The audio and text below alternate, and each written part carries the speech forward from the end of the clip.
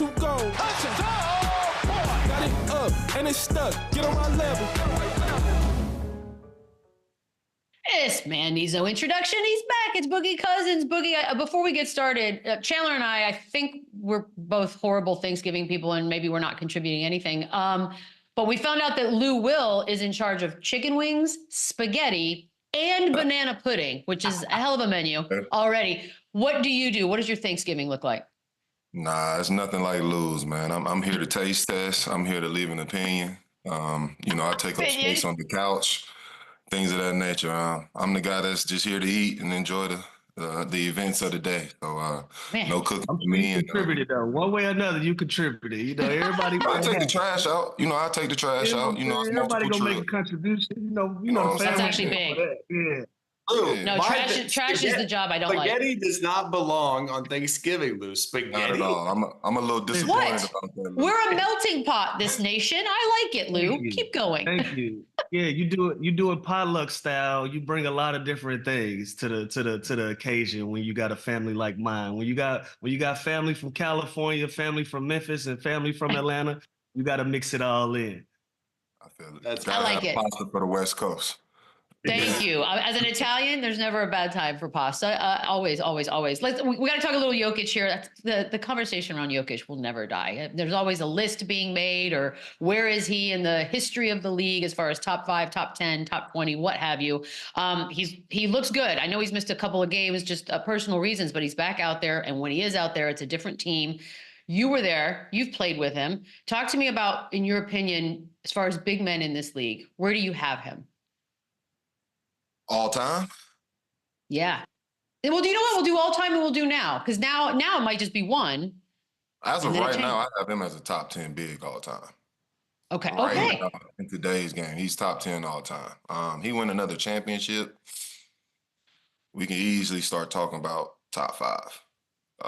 Right. I think he's that good. I think he's that good this early in his career. Obviously, he has a long way to go with the remainder of his career. And, a lot more things might change as far as accolades and achievements. But, the talent speaks for itself. The consistency speaks for itself. The dominance, everything he brings to the game. He win another championship, he's top 5. And the conversation definitely starts to switch. Can I have a question for all three of you. Because a lot of old heads won't agree with that, but I'm with you. Yes. Who gives a shit? There's that. Obviously. Well, but why do we, is it because he's not physically ripped and this, that, and the other? Does he not look the part that people think? Why is it that he seems to get, it's either you love him or you don't respect him? When you think about the dominant bigs that have come through our game, they don't physically look like Jokic. You think of guys like Shaq, you think of guys like Tim Duncan, David Robinson, physical specimens. You see Jokic, it's hard to believe he even plays basketball. But like I said, when it comes to his talent and what he brings to the game, it speaks for itself and it speaks loudly. So, like I said, another championship in the future for Jokic. The conversation switches to top 5 big all the time. It's crazy. By the way, you've told some stories about, Tim Duncan, the smack talk. He's a very quiet, dry human being. Does Jokic, is he talking out there? Like, what are we missing? Are we missing anything? You can get a little rise out of, Jokic every once and again. He's not a pushover. He's not a chump or anything like that. He's not afraid of the moment. And, for the most part, the guy goes out there on the court and he's fearless. So it's not really a situation where you can intimidate the guy or any of those, or play those type of mind games. Your only chance of beating him is to actually just beat him. And, that's easier said than done. So, the biggest thing with him is, like I said, the physical. He's not what we're accustomed to seeing when it comes to a dominant big man. But, once he steps on the floor, you're going to quickly realize who the best player on the floor is. Absolutely. Hey, Boogie, Jamal Murray, he made news calling out his teammates in the presser for staying in Los Angeles after beating the Lakers and blaming that on an awful loss. And he cleaned it up and said, that they all stayed there. But how you feel about that? Did you feel like Jamal went about it the wrong way, going through the media to get that out? Through the media, yes. I'm big on keeping things in-house. If it's an in-house issue, we're gonna, solve that problem in-house. You never want to get the media involved. You never want to get the outside opinions and voices involved. Jamal Murray being one of the leaders of that Denver Nuggets team, you kind of would expect more. But I do believe the intentions were pure. I do believe the message was pure. Was it delivered the correct way? I wouldn't say it was, but the message is definitely on the right path. This is a team that, is somewhat struggling this year, or what we're accustomed to seeing from them. You can blame some of that on them, and you can just blame it on how tough the West is this year. It's a gauntlet. But they are underachieving from what we're accustomed to seeing from this team, and I think that frustration and that the grieving that you're hearing from Jamal Murray is just coming from a place of, I want to better this team, I want to better our situation, and we need to get on the right path if we plan on competing for a championship this year. Yeah, but you got to keep your credit good. Like, don't blame that, because now your coach like, all right, well, we ain't never staying over again. I mean, if you know Mike Malone, I'm sure the message was being pushed from him as well. So I don't. Yeah, like you done messed Mike up the was a little Miami more run, the quiet New with York run. You said what? He done messed up all the runs now. Now they can't stay in New York. They can't stay in Miami. Like, they can't stay nowhere now because you done went to the media. What were some of the tougher cities for you to leave after a big win? You didn't want to get back on that plane. Dang. I mean, obviously New York. New York is always a good time. Toronto was one of my favorites. Miami as well. So, it's definitely some good cities out there. I wouldn't necessarily say the West Coast, because, West Coast, they close a little early. It's 1, 2 in the morning and the night is shut down. So I'm the guy that likes to kick it till, the sun comes out. So I'm going to go to one of those cities. Look, I said yesterday, though, like, this isn't that weird of a travel schedule. Even some of the super paid players, they would stay in a city and the team would go back as long as they got back by shoot around or whatever. So to me, this wasn't weird. It was just how he said it after a loss. Like Lou said, now, next time around, I don't think Malone's going to kind of give them that freedom of even the option of staying if they came out there again and laid an egg. Or you can look at it from a different perspective. You know how you sometimes get in trouble with your parent and you try to get ahead of the punishment? Maybe this is one of those. Brilliant. Speak up before coach, because that way we could save staying in cities later on in the season. So it depends on how you look at it. That's fair. I like that. Also, yeah. Sticking with this whole media thing, Joel Embiid, he's been, under fire lately, trying to find out the rat of who aired out this team meeting, and which happens, I think, more than people think. But, MAXEY's trying to hold him accountable, saying he's late to quote unquote everything. What are your thoughts on that whole encounter? Well, one, I respect it, young fella. I respect any young fella that can come in and not only challenge a veteran in a constructive way, but just to have the confidence to do so. But as far as handling that late situation, I blame the organization, because you enabled the behavior. If it was something you were cool with when you were winning, nothing should change when you lose. You were cool when y'all were winning. So I don't want the blame just to be on Joel when obviously the behavior was enabled. But with that being said, I think Joel's focus is in the wrong place. Fuck who the rat is right now. Your team is struggling. Y'all look horrible this season. It's a lot of negativity coming your way from the media, from the organization, from your teammates. It's just time to right the ship. Let's get back to the foundation, which is playing basketball. Go lock in, go win some games. Let's start to right this ship. They have more than enough time. They're in the East.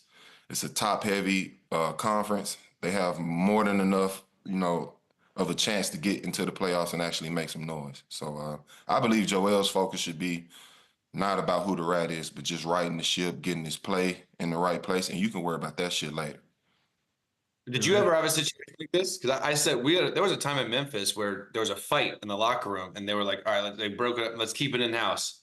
The next day, like Shams tweeted, there was a full-blown fit, and we're like, how do you go about finding, like, what's it like in the locker room? Their trust issues moving forward? What's that like? Smoke out the rat. Well, where I'm from, we call them FNs, and you know what I'm referring to, Lou. But I think that's in every locker room. You know what I mean? every guy isn't trustworthy. And you come to realize that, but at the end of the day, it's really not much you can do about it. It's gonna always be a guy that is a kiss ass or bring the teacher an apple every day. That's in every business. So like I said, I think the focus should be more about how he's performing on the court, how he can lead this team to the playoffs, and you can worry about that other stuff later. God, I love this. I love the idea that everyone looks at one person like you're him. And But everybody has an idea too, Michelle, who it is. Yeah, Too. it's medieval. I love it. You always got a preconceived idea, like it might be over there. We go check on him. I feel bad though if it is. Everyone thinks it's him and it's not. My question is, if you do find out, what can you really do about it? But now, hang him upside down from the rooftop of a ceiling and see what his problem is. Just like a movie, you guys. Like the Warriors thing, Boogie, that was like an employee that released that tape of Draymond. That's like a fire. That's a fire. I'm saying that's a fireable. That's physical. What are you going to cut the rap? I think that was management. Yeah, but I'm saying like, you could fire that person. If you find out, and what if it's a good player? You're going to cut him? You're going to trade him? Like, what are you really going to do? Nothing. Well, obviously, I think the rat was a player, but at the end of the day, you're not going to come and work and put hands on him. Like, that time weird. is you just don't trust them. So that's what I'm saying. What can you really do about it besides be like, man, that was fucked up. Like, there's nothing you can do about it. So just watching. I'm watching too many.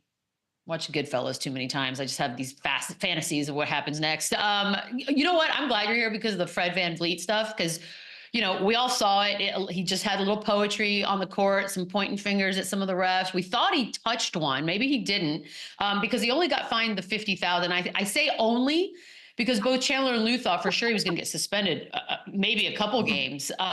Did you see this? And did you think more than 50? Are you a little surprised? I'm a little surprised. I thought the finger point would have done it. Obviously, we know we can't touch referees, so that came pretty close. So I was thinking maybe a 1-game suspension or a really, really hefty fine, but, nobody wants to see anybody get their money took or be taken away from the game. So I'm glad, he kind of got away with a slap on the wrist. But if you're going to do it, money's worth like Fred VanVleet did. If you're going to go, go ahead and go. Yeah, go ahead and go. Get your money. It matters who did it too. Like if you did this, Boogie, 10 games. Are you suspended if you did this? Absolutely. 100%. Absolutely. You could have took away. If you took the point out, I still would have been suspended. So I still would figure fine. Okay, you were fined over $1 million in your career. So I got to know, are there some of those that stand out that you think, you know what, money well spent, I earned it? Like, where are you on your fine scenario now, looking back? I mean, shit, $1 million. I wish I could have all that back, but you live and you learn. But at the same time, I'm not a guy that lives with many regrets, and sometimes you got to stand on business. I had a similar situation to Joel Embiid when it came to a media member crossing the line, speaking on family, things of that nature. When I was in the business, I had no issue with you speaking on me. That was your job. Your job is to write and critique, my performance. If you like me or dislike me, that was your business. It is what it is. But once you cross that line, when it comes to sports and start bringing family and personal things into the equation, then I become personal. So I understand it. It's a hard line to balance, but you have to do it in the professional world. But I totally understand where Joel is coming from when it comes to dealing with the media and the frustration and people crossing the line. And at the end of the day, you got to stand up for something. So I understand that, but it's definitely a tough balance. So I can understand it. Boogie, huge story. I got you. Huge storyline this season has been LaMelo Ball. Crazy numbers that he's been putting up. Man, what do you think of his game? Do you see him climbing up that ladder as one of the best guards in the league? Shit, right now he top 5 PGs. Right now in the league. Right now, absolutely. And one, I'm just glad for the kid to be healthy. That's something that's always been an obstacle for him so far early in the year. So him being healthy is a great sign for them. It's obvious that he's put in a lot of work in the offseason. I think this is a year he takes that jump, and he's showing it so far. Hopefully he remains healthy. But you know, this is kind of a guy that started off hot and then kind of lost his steam, but he's an absolute superstar. He's in a smaller market, so it's hard to show. But like I said, him being healthy is great for the league. It's great for Charlotte, and you know, I think his name will be ringing a lot more this season. It's for me. It's time for it to just start turning into wins. You know, like we know he's talented. They got to put more pieces around him, but your talent alone gonna will you to a lot of those wins. You know, like you look at SGA, they put a bunch of pieces around SGA. Jalen Brunson found his stride in New York. You know, those are guys that are finding their spots. You know, whether it's in Charlotte or not for LaMelo, who knows? But while he's there, at some point you got to start seeing it. You know, like he ain't the youngest no more. He's all he young vet status at this point. Like it got to start. Young vet What is status. he, like 22?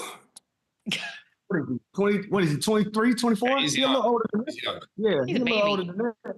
Man, He's like, what's it, 4 or 5? That's a baby, man. 23. That's Feels like he's been around forever.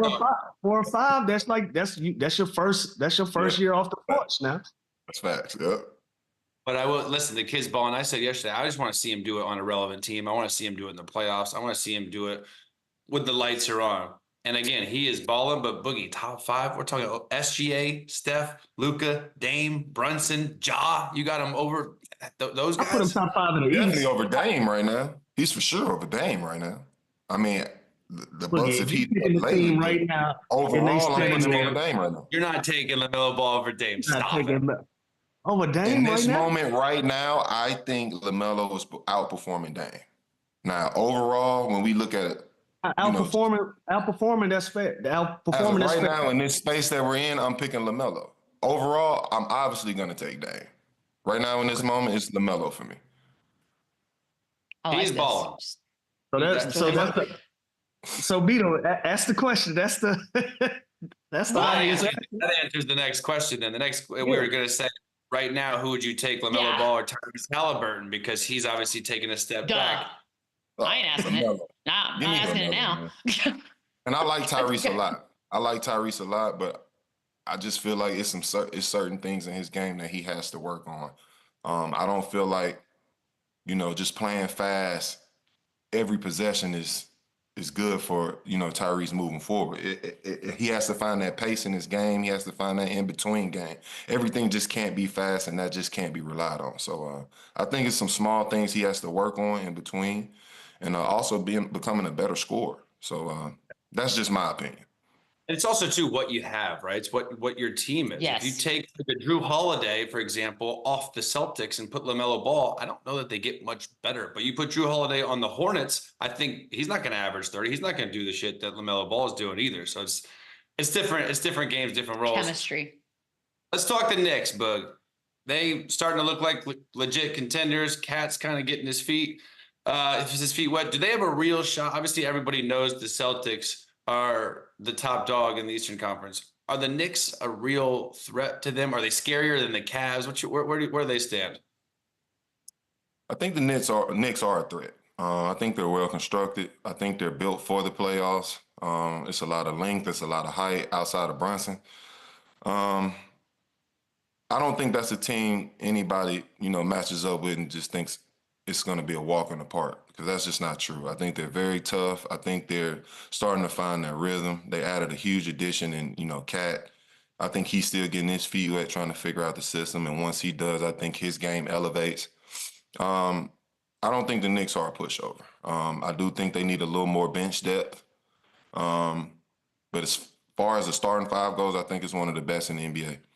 And I don't think any team is going in thinking, you know, we're going to walk over this team. It's going to be a battle from start to finish. What's interesting is they do have some help play with Robinson, with Precious, but even if they have depth, is Tibbs going to play him?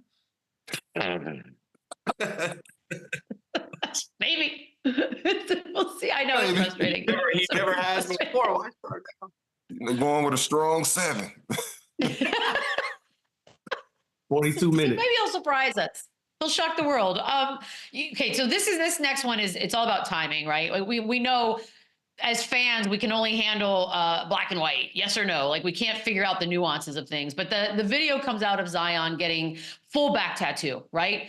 He's always going to be body shamed. Unfortunately for him, that's just sort of the role he has been handed. But then right after that comes out the report that he is nowhere near ready to return. So when you put all that together, fans flip out. Do you have any concern for what his future actually looks like in the league, Boogie? Man, I thought it was a bad decision. This guy came in with, let's rewind all the way back. When this guy was getting drafted and we knew he was going to New Orleans and it was a weight concern, that was bad then. New Orleans isn't some place that just gives health. Like that's a place you go, you gain 10 pounds, you go out there, you drink, have a good time. That's what the culture of New Orleans is. So to put that kid in that situation and expect him to thrive in it, that was the first mistake. But let's fast forward back. This has been a concern since he's come in. It's been a concern every single season. If I'm an organization, it's almost, we're going to kind of do it old school Miami style. If you come in at a certain weight or body fat that isn't, acceptable for the team and, put you in a place to flourish and be healthy, we start fighting you. Because this is an issue that they're dealing with every single year. And obviously, this is something he can't handle on his own. And professionally, he's struggling with it. So it's time to start adding a little more pressure to it. And I think this should have happened 2 or 3 seasons ago. And I'm never the guy that wants to be, under the strict organization or anything like that. But at this point, what else can you do to help this kid get this weight and body fat issue under control? So, I don't think he's helped himself, in his career as far as dealing with that. And obviously, always being unhealthy doesn't help the situation either. So it's definitely something Zion and the organization have to figure out moving forward. That is a tough town, too, for eating. God, it's delicious. We're going to see you in a couple weeks out in Vegas for the NBA Cup Championship, Boogie. Can't wait. Can't wait. See you guys soon. We'll be right. Run it up.